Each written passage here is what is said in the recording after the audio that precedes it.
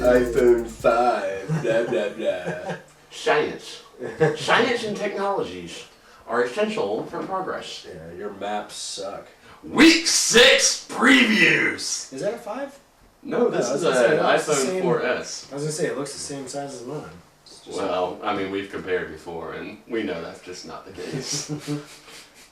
Well, when I shave my pubes, it helps make it look good. No, you see how I was going the opposite way with that. But, okay. So, for week 6, let's start off with the 6:30 games. Penis. We've got the Foul Balls playing the Chubby Gangsters. A classic Waka VA Peninsula matchup. I've been a part of a couple of these that was just always fun to play. Not quite on the level of the CT-CG series, But close. but always seems to find its way, no matter what the skill level of each team. They meet in the middle somehow, and it gets interesting. It gets dicey. So I think we expect a very interesting and probably close one from this game as well. I haven't thought of a line in my head yet, but I'm thinking very close. So Foul Balls coming off that loss, Chubby Gangsters coming off the tie with Chicken Tetrazzini. You know, the Praisey's back. Praisey Foul Balls, weird god that they worship. So here's that my Mike Brock kickball. doesn't recognize. So Go. call me crazy. Penis. So, I got the jokes tonight. Yeah. Chubby Gangsters Foul Balls, wild series these guys have. It's usually pretty high scoring. We look at the fall 2011, a matchup that you were involved with when you were wearing the green shirts. As I am now. It was an 8-7 victory for the Chubby Gangsters. Last spring it wasn't as close. It was 8-1 for the Chubby Gangsters. I think in the winter there was actually a pretty close matchup between the two teams too. It was wild, just a shootout. So I expect this one to be more of the same. I think Foul Balls are much improved over the last couple of years. My heart is with them, obviously. But I still think Chubby Gangsters should be favored, but not by much. I think I'll go Chubby Gangsters on a 9-8 victory. So Chubby Gangsters by half a run is my line. That's an excellent line there, Mr. Wentworth. But the over/under 15 runs, I'd say it would be. Oh, Yes. Really? Solid. I like High that. scoring. Man, I'm gonna go away from the trend here. I'm a law of averages man. I don't think this is gonna be that high scoring. I don't think it's gonna be a defensive struggle. But my over under for runs would probably be set at 11.5 on runs. Still pretty high. Yeah, Yeah. but I mean it's not like 15 or anything. Right. Don't get me wrong. But I agree with you. I think Chubby Gangsters has a little bit more firepower. I had a chance to talk to some of the Foul Balls after the loss last week, and gotta get those spirits back in and reset yourselves for this week. I think Dennis is gonna get one large boot into the outfield like he always does, and sexy sexual chocolate out there, just a man knows my heart with Darius Rucker and Garth Brooks. But I'm gonna go, unfortunately, Chubby Gangsters by 2 runs. 2 runs. Yep, and I'm gonna have it at 7-5, 6-4. Somewhere around there. I'm going to stick with Brent. I think I'll bring it back down, average things out, go 1 run to the Chubby Gangsters. Like you said, I think they got just a little bit more juice They all don't score around. runs. Yep. And so, yeah, I'd say like a 6-5. Chubby Gangsters wins. We'll go Chubby Gangsters by a run. I'll meet you all in the middle there. Watch Chubby for another big Gangsters, boot by Rob. They've been averaging 5.6 runs a game, so it's.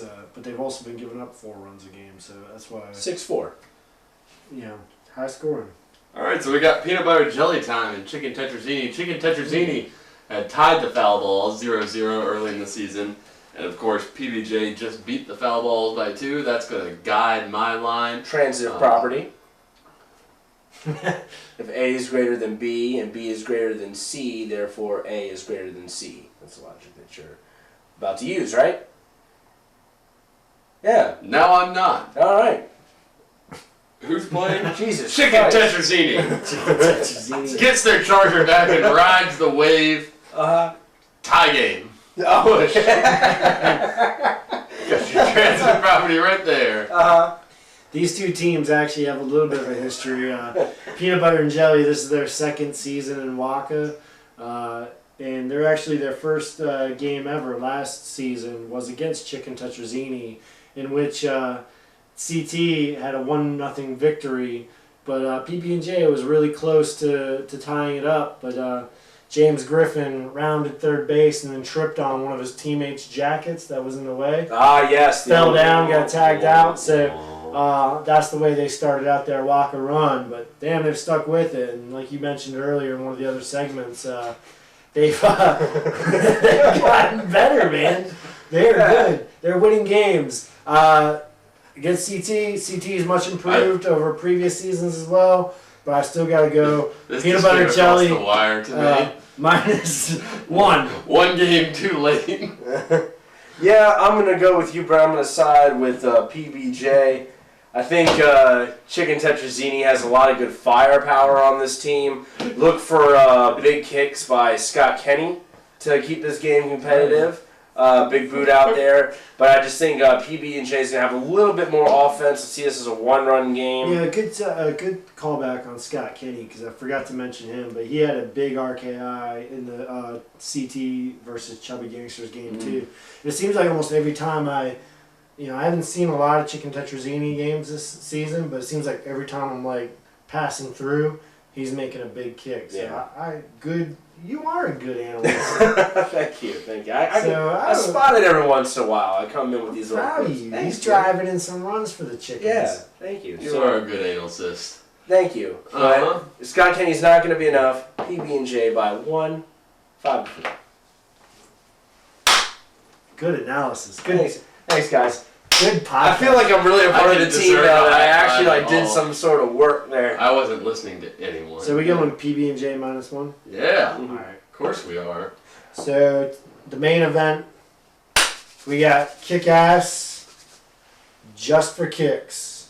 You're hot as usual. Like the fire. So these two teams, obviously, they have a lot of history in this first 6:30 matchup for Week 6. Kick-Ass JFK, they met in the semifinals of the spring tournament, the longest game in VA Peninsula history. It went an epic 9 innings. Never forget. Just back and we forth. lost a lot of good men out there. Back and forth with the trip to the finals on the line, just for kicks. Of course, they don't lose semifinal games. Nope. They came through with the 7-6 victory. This is the first time the Kick-Ass is going to get a chance to see them on the field since that perhaps traumatizing experience. A little sweet, sweet redemption. What's the mood on the team? Are you guys talking about this? To be honest, that actually had not come up at all, and Brian can confirm that leading up to this. Yes, thank you. Really hadn't. With several games, we do come out with a vendetta over past contests, but that really is one that was just so draining on a physical and emotional level. They pretty much left it all out there, so there's really nothing to win back except get the win this time. And I know we're facing if it's possible, an even better JFK team than we saw then.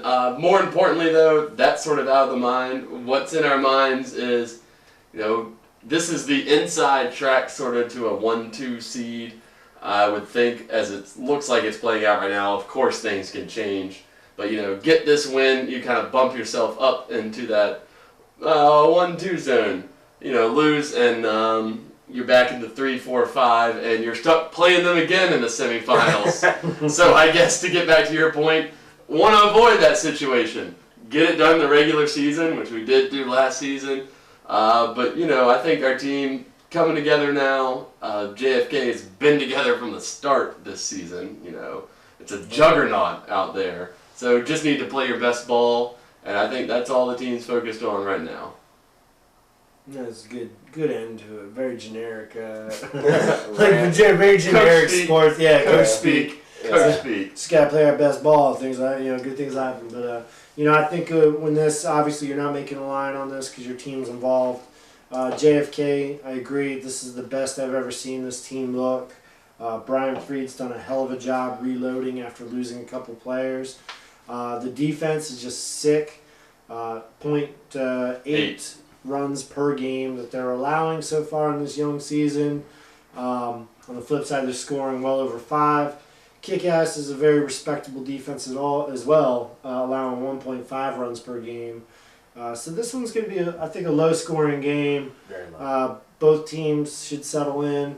It's probably whichever one blinks first and makes the first mistake will determine the game.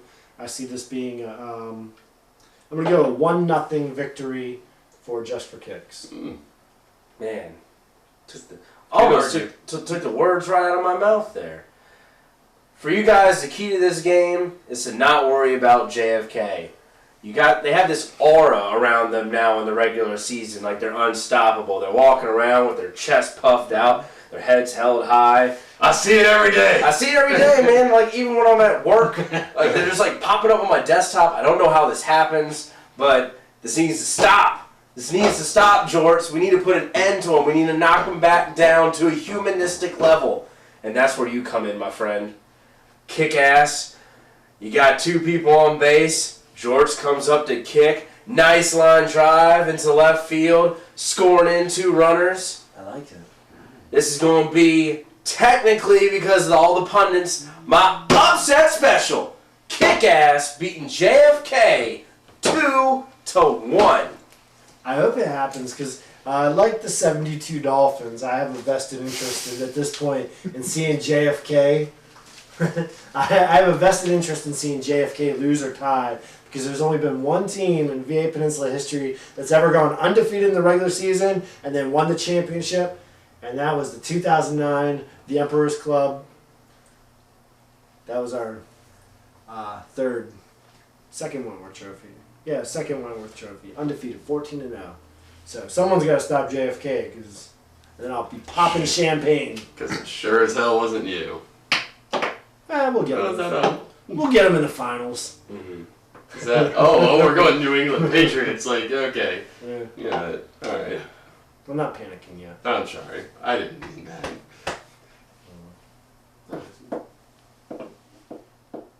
Oh, are there more games at this time? Nope. Nope. That's it for 6:30. Thanks. 7:30 games coming up next. Find out what I do for money next. Steals it.